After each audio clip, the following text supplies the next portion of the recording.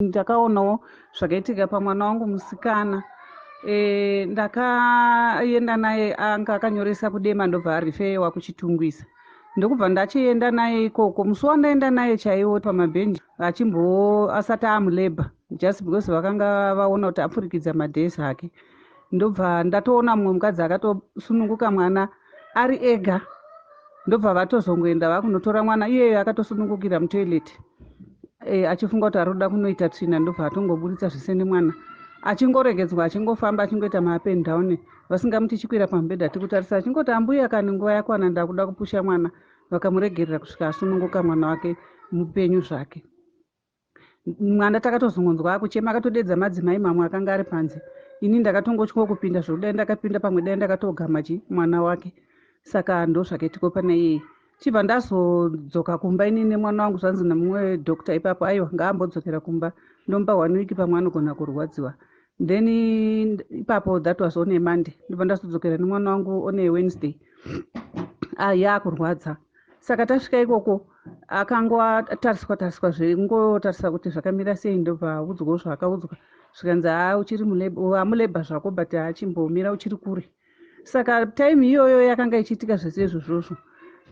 Kusvika kumazuva rodoka ndingati kuma7 ndipakazonzi akuvabvisa kunoko ngavaende kuwadhiro resisa iro. Pakutorwa paipe kuendeswa kusisa zvikanzi nemumwe nesi ari kupikwa iyeyo nezita remwana wangu. Ndobva auya zvikanzi munaiswa malupu kwete kuramba muchingoita basa rekungozvara muchingozvara. Kuzvara kunotorwadza iswai malupu. Iye achiti mwana wechitu zvikanzi iswai malupu. Ndopandakaona kuti vanhu vandasiyira mwana wangu mumaoko ava aidhauti kuti mwana wangu anobatwa zvakanaka. Ndobva ndadzoka kumba isusu taakudzoka kudzimba. Then akazosununguka kuma11 akazondifonera achiti mama ndaane mwana musikana.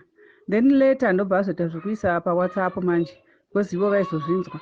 Zvikanzi mama mwana wangu ndazosununguka ndega asi ndambotanga ndamborohwa nevamwe male nurse vachindigomodza mumusoro nemaoko zvezvekugomora munhu zvezve neruoko wakapfumbata kunge chibhakera zvezve mumusoro apo BP chibva yazongoshutawo sezvineiwo.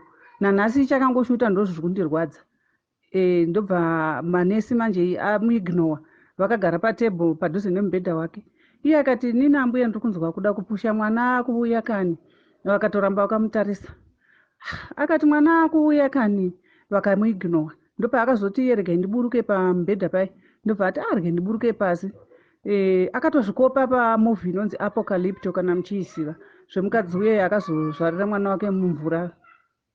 Iye ndobva angoti regai ndichonjomare nekuti ndikaita ndakamira mwana wangu anorovera pasi. Ndobva achonjomara ndobva zvara mwana. Manesi akamutarisa ari patebhuru padeski. Ndobva asununguka mwana wake ndobva amugama. Ndobva nesi mumwe 1 ndakazosumuka mbva yazochitora mwana zvikanzi chikwira pamubhedha. Vazokwira pamubhedha kwakuzotanga kubatsirwa from there. Saka asiri ega ani mumwe akanga akaonawo uye achirohwa. Iyeyo wacho akanga aona wangu inini achirohwa akarohwawo futi zvidya zvese zvakakwaturwa. I understand akazoripota nyaya yake ikoko kuhospital kupublic relations. Saka havasiriwo vega. Saka pa2 days idzodzi dzega dzandaenda kuchipatara ndakaona zvinhu zvishoma izvozvo. Saka I'm wondering kuti zvakawanda zvakadii zviri kuitika every day in my absence inini nekuti handishande ikoko. Apa ndakangoenderawo zvemwana wangu. Saka ndakanzwa nyaya iyoyo ichindibata zvekunyanya. Kune vamwe vakawanda vandinoziva vari kuno kumaraini vamwe vakafirwa nevana nenhau idzodzo dzekuignowewa. Mwana onetera mudumbu ozouya ongoita kana kuti 1 day obva afa. Iye anetera mudumbu kana kuzopedzesera aitera tsvina mudumbu odya tsvina iyaya obva afa. Saka nevamwe vari kuitwa zvokunzi kana especially vokuenda kusisa vanobva vanzi izvoni itotipa mari tikubatsire. Vanenge vabhadhara mari vaya vanotanga kubatwa zvakanaka. Mari dzemuchioko momwedzi idzi. Which is not bad. Munoziva mari yekuzopuwa thank you yekunzi makaita henyu makandibatsira iri nani.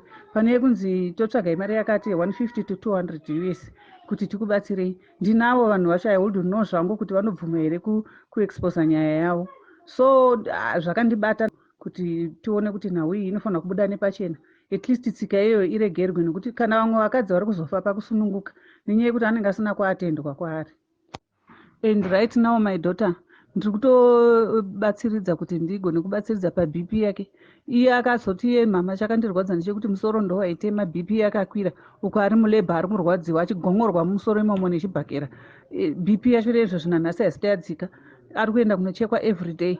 indakushaya kuzondoita sei, ndangotsvaga so many remedies kuti ndigondodzikisa bp yemwana wangu. Zvinorwadza, zviri kundirwadza izvozvozvo kuti she is my only daughter. Alright, dai asina kufunga zano rekuti regai ndichigomera mwana wangu ndiburitse, zvaifamba sei? What if kuti pakafa hwane wavo iye kana kuti mwana, zvaindirwadza sei? Handizivi kuti zvinorevei zviri kuitika ikoko.